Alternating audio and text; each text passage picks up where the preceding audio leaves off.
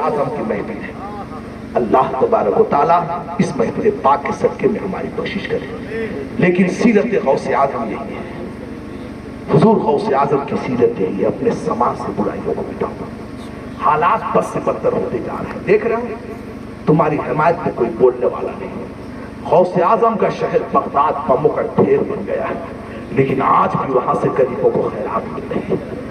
انبیاء و مرسلین کا جو شہر ہے آج اس پر ظالم و جابر بم کون نہیں لیتا ہے. ارض فلسطین میں حضرت ابراہیم وہیں پر، اسماعیل وہیں پر، سارے انبیاء و مرسلین وہیں پر ہیں. 10,000 انبیاء و مرسلین بیت المقدس کے کیمپس میں آرام کر رہے ہیں.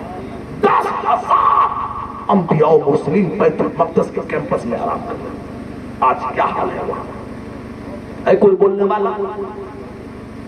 جب اس میٹر میں کوئی نہیں بول پا رہا تو آپ مرو گے تو کون بولے گا؟ تمہیں اپنی جنگ خود لڑنی پڑے گی، تمہیں سماج سے ہر برائی کو دور کرنا پڑے گا.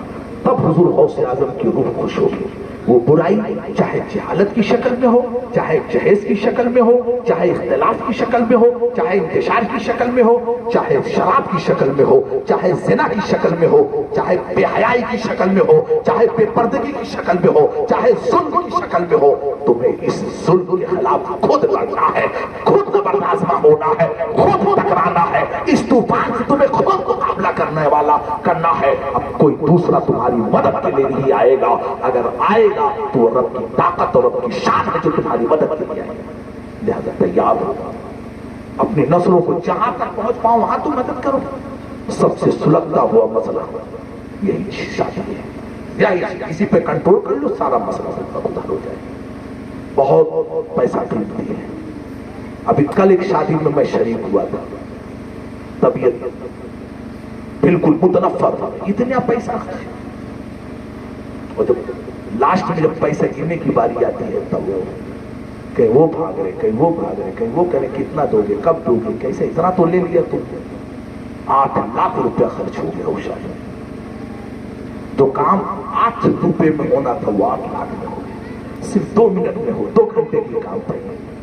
وہ سجاوٹ جو کل میں نے دیکھی ہے مغرب سے لے کر صرف 10 بجے تک ختم کر 2 گھنٹے میں 8 لاکھ روپیہ تم نے ضائع کر دیا.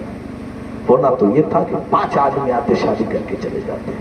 وہ پیسہ جو تھا وہ پیسہ تم اپنی علمی صلاحیت پہ خرچ کرتے، علمی طاقت پہ خرچ کرتے، اپنی پرسنالٹی پر خرچ کرتے. تجارت کا یہ ہتھیار ہے. اب وہ ہتھیار نہیں ہے کہ لے کے ایسے چلو مار دو نا.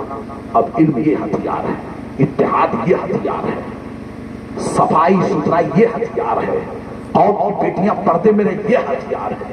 اور یہ ہتھیار اگر تمہارے پاس نہیں ہوگا تو کوئی بھی بولنے والا نہیں ہوگا. اس خوش فہمی میں مت رہو. پورا دیش، پورا عرض مقدس، وہ عرض مقدس ہے. نام مت لو، عرض مقدس کہو. عرض مقدس آج خون سے لالا زار ہو چکا ہے، کوئی بولنے والا نہیں ہے. تو تمہاری طرف کون بولے؟ تمہیں خود اپنی چل کرنی. کھڑے ہو جاؤ اسلام کے ٹھیکیداروں.